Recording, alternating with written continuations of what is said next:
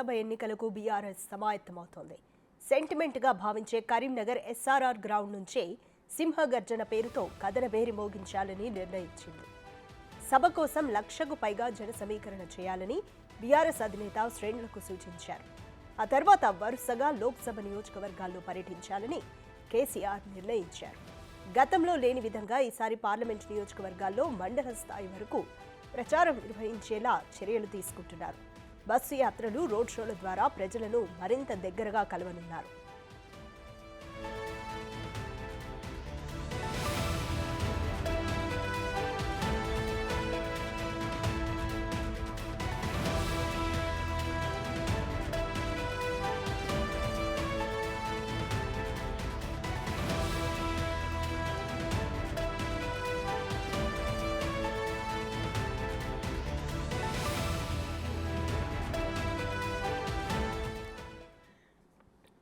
తెలంగాణ భవన్లో కరీంనగర్, పెద్దపల్లి పార్లమెంటు నియోజకవర్గాల ముఖ్య నేతల సమావేశం నిర్వహించిన కేసీఆర్ కరీంనగర్, పెద్దపల్లి లోక్సభ నియోజకవర్గాలకు చెందిన నేతలతో విడివిడిగా సమావేశమయ్యారు.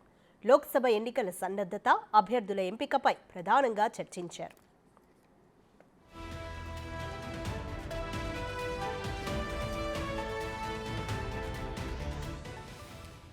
బస్సు యాత్రతో రోడ్ షోలు చేపడితే నియోజకవర్గంలోని ఎక్కువ గ్రామాలు, మండలాలు, మున్సిపాలిటీలను చుట్టి రావచ్చన్న అభిప్రాయం వ్యక్తమైంది. ప్రతి మండలంలో పార్టీ లోక్సభ ఎన్నికల సన్నాహక సమావేశం నిర్వహించాలని, ఈ సన్నాహక సమావేశంలోనే కరీంనగర్ సభ గురించి వివరించాలని, పార్టీ గెలుపు ఆవశ్యకతను ప్రజలకు వివరించాలని కేసీఆర్ సూచించారు. పెద్దపల్లి లోక్సభ నియోజకవర్గ పరిధిలోని నేతలు మండల స్థాయిలో లోక్సభ ఎన్నికల సన్నాహక సమావేశాలు, కోల్ మైన్ ప్రాంతంలో గేట్ మీటింగ్లు నిర్వహించాలని సూచించారు. సింగరేణి కార్మికులను కలిసి వారికి బీఆర్ఎస్ సర్కార్ ఎలాంటి సౌకర్యాలు కల్పించింది, సింగరేణి సంస్థను ఎలా కాపాడింది వివరించాలని గులాబీ బాస్ దిశానిర్దేశం చేశారు.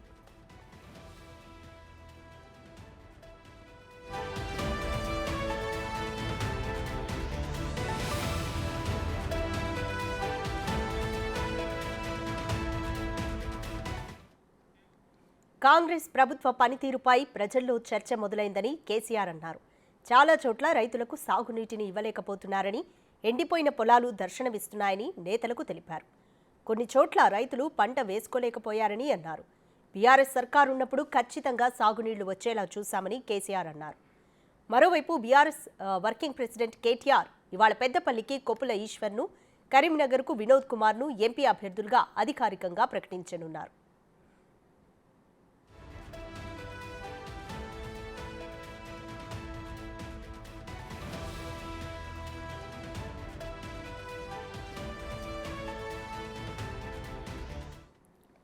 రైట్, కంప్లీట్ డీటెయిల్స్ మా ప్రతినిధి సైదులు అందిస్తారు. సైదులు, బీఆర్ఎస్ ఈరోజు ఉమ్మడి కరీంనగర్ జిల్లాలకు లోక్సభ అభ్యర్థులను ప్రకటించబోతున్నారా? అలాగే సభను కూడా 10వ తారీఖు నుంచి 12వ తారీఖు వాయిదా వేశారు. కంప్లీట్ డీటెయిల్స్ ఏంటి?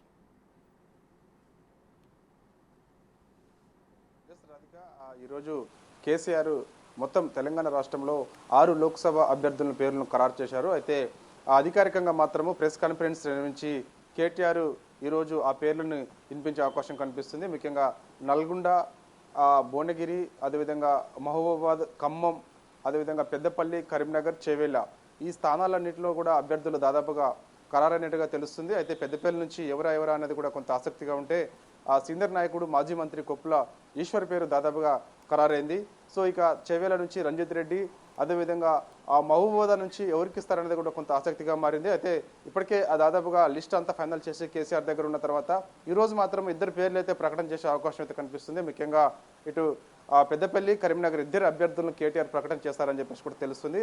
ఈరోజు ఉదయం 10 గంటలకు లేదా సాయంత్రం ప్రెస్ కాన్ఫరెన్స్ ఉంటుందని చెప్పేసి అంటున్నారు. అంటే కరీంనగర్ నుంచి మాజీ ఎంపీ అయినటువంటి వినోద్ కుమార్ పేరు, అదేవిధంగా పెద్దపల్లి నుంచి కొప్పుల ఈశ్వర్ పేర్లు అయితే దాదాపుగా 2 పేరు ఫైనల్ అయిన అవకాశం ఉంది. అదేవిధంగా మీరు అన్నట్టుగా ఈ నెల 10న సింహగర్జన పేరుతో సభ నిర్వహిద్దామని అనుకున్నారు, కానీ అది పోస్ట్ పోన్ చేసి 12కి మార్చారు. సో 12కి మార్చడం వల్ల అక్కడ కొంత ఆయా పరిధిలో ఉన్నటువంటి అందరినీ కూడా మొత్తం సమన్వయం చేసుకుంటూ దాదాపుగా 1,00,000కు పైగా జన సమీకరణ చేయాలని చెప్పేసి కూడా నిన్న కేసీఆర్ తెలంగాణ భవన్కు రావడం జరిగింది. నిన్న పెద్దపల్లి, అదేవిధంగా కరీంనగర్ ముఖ్య నాయకుల సమీక్ష సమావేశం నిర్వహించారు. రాబోయే రోజుల్లో ఖచ్చితంగా పార్టీ బలోపేతానికి సంబంధించి ఒక దిశానిర్దేశం చేసిన తర్వాత ఖచ్చితంగా కరీంనగర్, పెద్దపల్లి 2 నియోజకవర్గాల్లో మనం గెలిచి తీరాలని చెప్పేసి కూడా వాళ్ళకు ఒక అంటే వాళ్ళకు ఒక దిశానిర్దేశం చేయడం జరిగింది. ముఖ్యంగా కేసీఆర్ మాత్రము ఓటమి తర్వాత రెండోసారి తెలంగాణ భవన్కి వచ్చిన తర్వాత ఇక వరుస పార్లమెంటరీ సమీక్ష సమావేశాలు నిర్వహిస్తారని చెప్పేసి అంటున్నారు. మొదటి రోజు నిన్న పెద్దపల్లి, కరీంనగర్ అయిపోయిన తర్వాత ఈరోజు ఖమ్మం, మహబూబాబాద్ ఈ 2 పార్లమెంట్ స్థానాల ముఖ్య నాయకుల సమీక్ష సమావేశం కూడా ఉంటుందంటున్నారు. ఈరోజు కేసీఆర్ కూడా మరోసారి తెలంగాణ భవన్కి వస్తారు సాయంత్రం అంటున్నారు. చూడాలి మరి. ప్రస్తుతం అయితే మాత్రం కేటీఆర్ మాత్రము ఈరోజు 10 గంటలకి ఒక ప్రెస్ కాన్ఫరెన్స్ నిర్వహించి అభ్యర్థులను ఫైనల్ చేసిన తర్వాత వాళ్ళ పేర్లు అధికారికంగా ప్రకటన చేసే అవకాశం కనిపిస్తుంది. ముఖ్యంగా ఈ నెల 12న సింహగర్జన పేరుతోటి ఇటు బీఆర్ఎస్ భారీ బహిరంగ సభ ఏర్పాటు చేస్తుంది.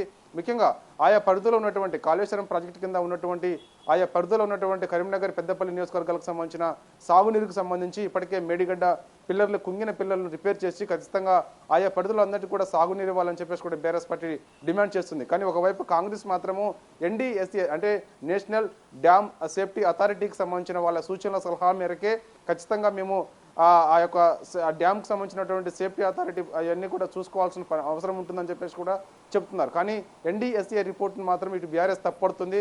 ఖచ్చితంగా కుంగిన పిల్లలను రిపేర్ చేసి ఆయా పరిధిలో కరీంనగర్, పెద్దపల్లి పరిధిలో దాదాపుగా పంటలు ఎండిపోతున్నాయి కాబట్టి ఖచ్చితంగా సాగునీరు ఇవ్వాలని చెప్పేసి కూడా ఇటు బీఆర్ఎస్ పార్టీ డిమాండ్ చేస్తుంది. దానిలో భాగంగానే ఆ సభ కూడా ఉండబోతుంటారు. అంటే ముఖ్యంగా లోక్సభ ఎన్నికలు దగ్గర పడుతున్న వేళ నీటి జలాల అంశాలను ప్రధాన అంశంగా తీసుకొని ఇటు కేసీఆర్ జనాల్లోకి వెళ్తున్నారు. చూసాం మనము. ఫిబ్రవరి 13వ తారీఖు నల్గొండలో సభ పెట్టిన తర్వాత అక్కడ కూడా ఏదో కృష్ణా జలాల విషయంలో KRMకి కాంగ్రెస్ పార్టీ అప్పగించిందని చెప్పేసి కూడా అలా అప్పగించడం వల్ల తీరని నష్టం జరుగుతుందని చెప్పేసి కూడా తను నల్గొండలో సభ ఏర్పాటు చేయడం జరిగింది.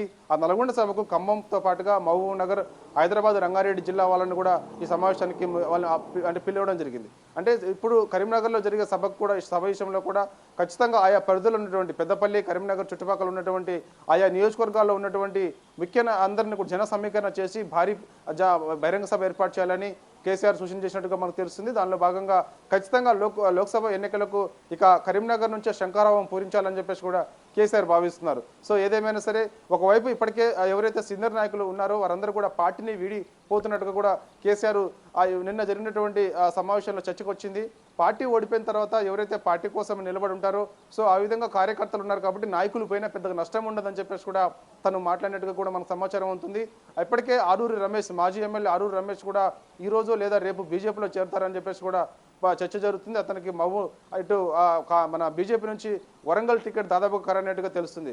అదేవిధంగా కొంతమంది సీనియర్ నాయకులు ఎవరైతే బీఆర్ఎస్ పార్టీ ఉన్నారో వారందరూ కూడా పార్టీని విడిచి వెళ్ళిపోవడంతో కొంత ఇక్కడ కేసీఆర్ కూడా డైలమాలో ఉన్నట్టుగా కూడా మనకు తెలుస్తుంది. ఎందుకంటే ఇప్పటికే చూసాం మనము Zaheerabad sitting MP BB Patil కూడా ఇటు బీజేపీలో చేరారు. ఇంకా చాలా మంది ఎవరైతే టికెట్ ఆశిస్తున్నారో ఈసారి వారందరూ కూడా పార్టీని విడిచి వెళ్తారని చెప్పేసి కూడా జోరుగా ప్రచారం జరుగుతుంది. దానిలో భాగంగా ఖచ్చితంగా ఈ రోజు మాత్రం 6 అభ్యర్థుల పేర్లు దాదాపుగా ఖరారు చేసే అవకాశం అయితే కనిపిస్తుంది. 6 దాదాపుగా 2 అంటే చేవేల నుంచి ఆల్రెడీ గతంలోనే రంజిత్ రెడ్డి గారు ప్రకటన చేశారు కాబట్టి సో రంజిత్ రెడ్డి కూడా కొంత ఆసక్తిగా లేడన్నట్టుగా కూడా మన సమాచారం ఉంటుంది.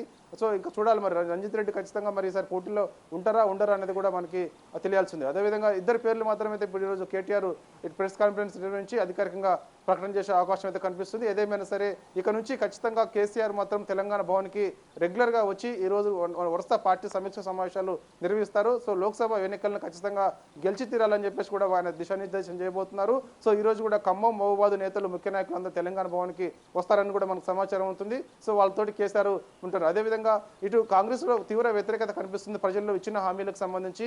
అదేవిధంగా ఇటు నీళ్లు లేక పంటలు ఎండిపోతున్నాయి కాబట్టి సో ఖచ్చితంగా మనకి గెలిచే అవకాశాలు మెండుగా ఉన్నాయి అంటున్నారు.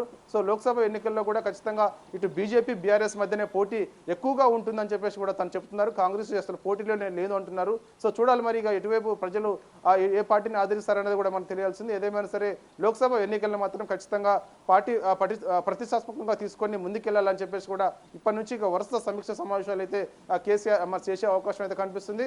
దీని తర్వాత మార్చి 12న భారీ బహిరంగ సభతోటి ఎన్నికల శంఖారావం పూరించే అవకాశం అయితే కనిపిస్తుంది. ఇక ఖచ్చితంగా ఇక వరుసగా ఇటు జిల్లాల వారీగా, మండలాల వారీగా బస్సు యాత్రలు చేపట్టాలని చెప్పేసి కూడా కేసీఆర్ అయితే నాయకులను దిశానిర్దేశం చేయబోతున్నారు. ముఖ్యంగా మండలాల వైజ్గా, గ్రామాల వైజ్గా కమిటీలు ఏర్పాటు చేయాలి.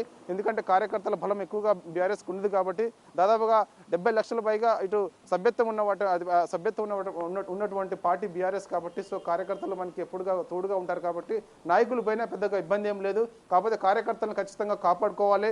రాబోయే రోజులు మనదే అని అంటున్నారు. అవసరమైతే వచ్చే ఆ శాసనసభ ఎన్నికల్లో కూడా అవసరమైతే మనం 100 సీట్లు కూడా గెలుస్తామని చెప్పేసి కూడా ధీమా వ్యక్తం చేస్తున్నారు కేసీఆర్. సో ఆ విధంగానే వరుస పార్టీ సమీక్ష సమావేశాలు, అదేవిధంగా బస్సు యాత్రలు, అదేవిధంగా మండలాల వారీగా కమిటీలు ఏర్పాటు చేసి వరుస సమీక్ష సమావేశాలు నిర్వహించాలని చెప్పేసి కూడా ఇటు కేసీఆర్ ఉన్నట్టుగా కూడా మనకు తెలుస్తుంది. Radhika. Right, thank you Saidulu.